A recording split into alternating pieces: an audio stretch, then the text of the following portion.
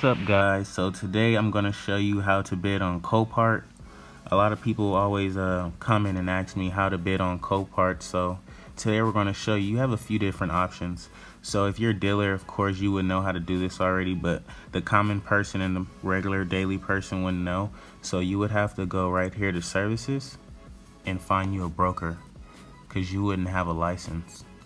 So you would go down here, pick a broker, go with whoever you want, and you pick one and go through them. Me personally, I had experience with these guys right here, Advanced Motors LLC. Bought plenty of cars through them, and they're really good with service and business. They're always on top of their game compared to a few others I've tried before. So basically you go register here and put all your information. Then after this is going to be like something to where you pay like $400, basically 10% of whatever you're bidding on. So if you're trying to bid up $5,000, you would put $500 deposit, and that deposit isn't included in your final sales price. So after you pay for that car in whole, you'll get that deposit back. So that's how that works. Then you come over here to Copart and you're ready to bid now. I'll show you how it works when I'm looking at this car on here, so we'll see. So we got everything set up. This is the car we're going to be bidding on. It's a 2008 Pontiac GT G8. So the car is actually a flood car.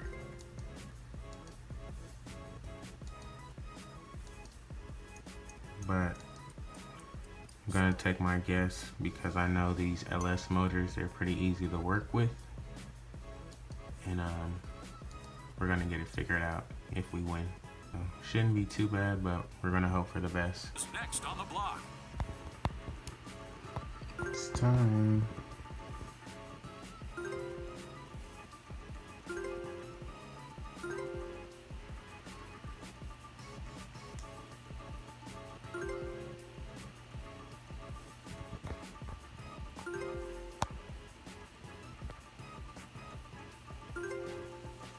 $4,000.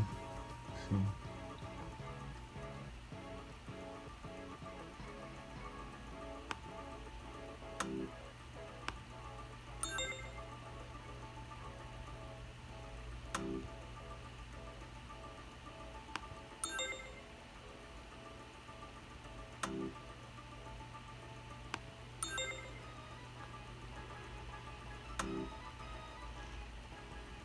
New bidder.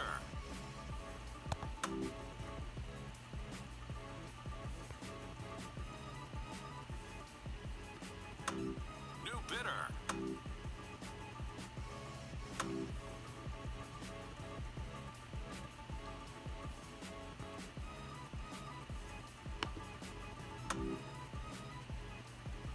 This is a hot lot.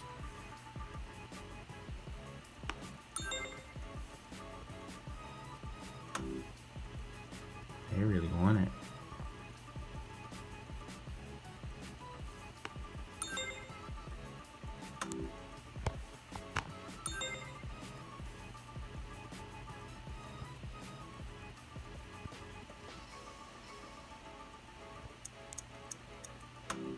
Oh, I lost it.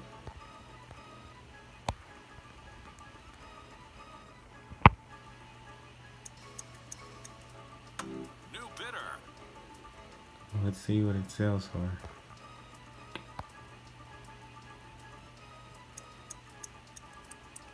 Bonus time. $4,100. It's terrible.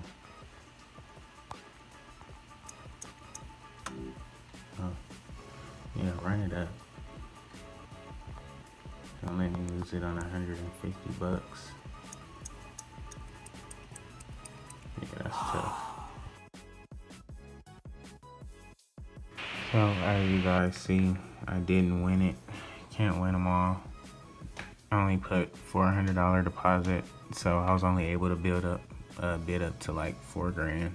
Lost it on 150 bucks, but on to the next one. So we're gonna try this again. We have 3 auctions going right now. The first one is gonna be a 2011 528 It's right now at 35.50. New bidder.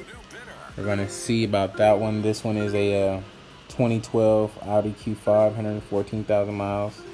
It's at 35.50 as well. A 2012 Audi A4. The buy now price was 5,500 on that one, and it's at 3,300 right now. So we're gonna see which one we can come out with. If we can come out with one, that'll be cool. If not, hey, there'll be more. Okay guys, so this one is coming up right now. It's a 2011 528i with like 97,000 miles. Check it out. 35, 36, 3650, 87.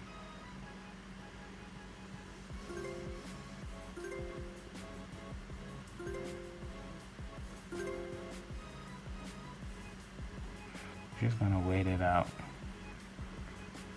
See when they stop bidding.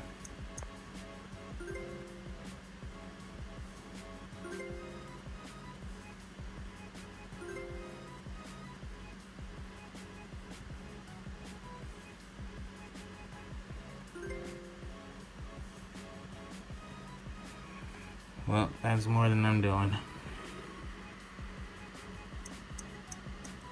Bonus time. Okay. So we couldn't grab the 2011 BMW, but we'll see what it sells for.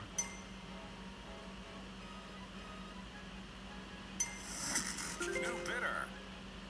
Say goodbye though. This is a hot lot. New bidder. New bidder. New bidder. So let's see what the Audi truck goes for.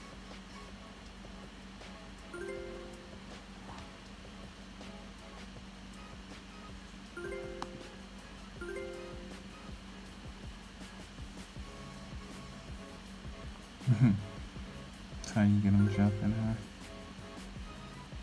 5 hours later. So we actually won a car. A 2013 Cadillac ATS, 41,000 miles.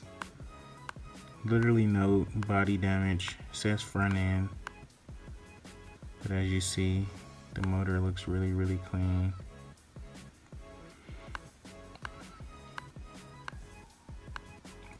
But we won it on approval. And the seller wants 8,100, but my max is gonna be $4,000 because I honestly really want something else. I didn't think I was gonna win this, but you know, we'll see. So what you would do in this situation, if you want to accept his reserve of 8,100, you would do that here, but we don't want to do that. We just want to keep current bid of 4,000. Keep current bid of 4,000, and boom. So now when you go back to it, it'll say awaiting seller's response. So he responded pretty quick, within like a good, I want to say 20 minutes of me actually winning the bid. So we'll see if it's fast, another fast response.